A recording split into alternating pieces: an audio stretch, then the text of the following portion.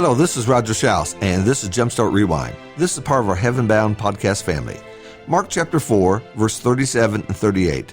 And there arose a fierce gale of wind, and the waves were breaking over the boat so much that the boat was already filling up. Jesus himself was in the stern, asleep on the cushion. And they woke him and said to him, Teacher, do you not care that we are perishing? This section of Mark takes us to a very scary scene. A violent storm was filling the boat with water and the disciples' hearts with fear. I used this passage recently in teaching a class about the seasons of depression. I was asked to teach this. There are times when a person struggles to attend worship services. Reading the Bible is hard to do on some occasions. Fear and doubt fills our hearts. We know that this is not where God wants us to be, but here we are. And what do we do? For those who've never journeyed down the dark valleys of discouragement and depression, it's hard to understand. We tell those who are struggling, snap out of it. And they would love to do that, but it's not that easy. We hand them a verse like a prescription that's supposed to cure all and fix all, but oftentimes it doesn't. There are many layers and layers of discouragement and depression. One must understand that they are not a bad person because of this. The Apostle Paul was depressed in 2 Corinthians chapter 7.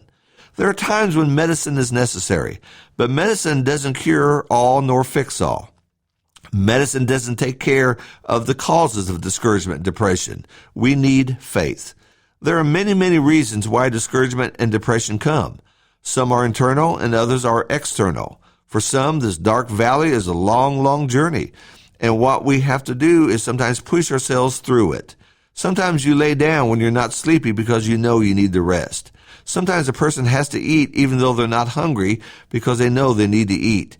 And there are times we must work through things when we don't feel like doing it. Our passage from Mark 4 reveals 7 truths that help us navigate the storms of life. Interestingly, the disciples does not ask Jesus, do you not care? They didn't ask him to stop the storm. They didn't ask him if he had ever seen anything like this. What they did ask him is, do you not care? Care, that's at the core of where discouragement and depression lie.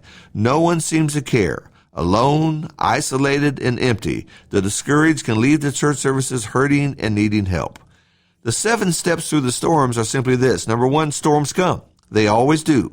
God tests our faith. Number 2, storms can last a long time. For some, a lifetime. Number 3, great men get scared. Peter thought that they were going to die. Number 4, faith makes all the difference. Worry sees the storm, faith sees the Lord. Number 5, Jesus is there even when we can't see him. Never does he leave us alone. Number 6, God is greater than the storm. He has provided this and proven this over and over. Number 7, the storm eventually ends. From this, here are some thoughts we need to keep before us. First, attend services when you don't feel like it. You need the Lord and you need God's people. Second, know that God has not given up on you. Others may have, but the Lord hasn't. Third, believe the sun will shine again. It's hard to understand that in the midst of a storm. Fourth, take care of yourself. Depressed Elijah was told to eat and get about the work of God.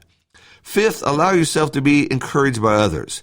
Don't shut people out of your life. When Paul was depressed, God did not take away the problems. Instead, he sent Titus. Titus was heaven's help.